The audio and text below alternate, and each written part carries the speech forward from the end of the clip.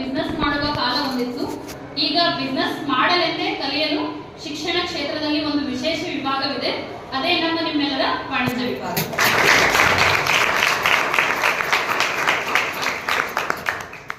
ಕೆಲಸ ಮಾಡೋರು ಕೆಲಸದವರಾಗೇ ಇರ್ತಾರೆ. ಸೊ ವ್ಯವಹಾರ ಮಾಡೋರು ಎಂಟರ್ಪ್ರಿನರ್ಸ್ ಆಗ್ತಾರೆ. ಕೆಲಸ ಮಾಡೋರು ಕೆಲಸದವರಾಗೇ ಇರ್ತಾರೆ. ವ್ಯವಹಾರ ಮಾಡೋರು ಎಂಟರ್ಪ್ರಿನರ್ಸ್ ಆಗ್ತಾರೆ. ವ್ಯವಹಾರದ ಪೂರ್ಣ ಜ್ಞಾನವನ್ನ ವ್ಯವಹಾರ ಅಧ್ಯಯನ ನೀಡಿದರೆ ವ್ಯವಹಾರದ ಲೆಕ್ಕವನ್ನು ಪಕ್ಕಾ ಮಾಡುವುದು ನಮ್ಮ ಲೆಕ್ಕಶಾಸ್ತ್ರ. ಆರ್ಥಿಕ ಯೋಜನೆ ರೂಪಿಸಲು ಬೇಕು ಅರ್ಥಶಾಸ್ತ್ರ. ತಂತ್ರಜ್ಞಾನ ತಿಳಿಯಲು ಬೇಕು ಗಣಕ ವಿಜ್ಞಾನ. ಇವುಗಳ ಸಂಪೂರ್ಣ ಪ್ಯಾಕೇಜೇ ನಮ್ಮ ವಾಣಿಜ್ಯ ಶಾಸ್ತ್ರ.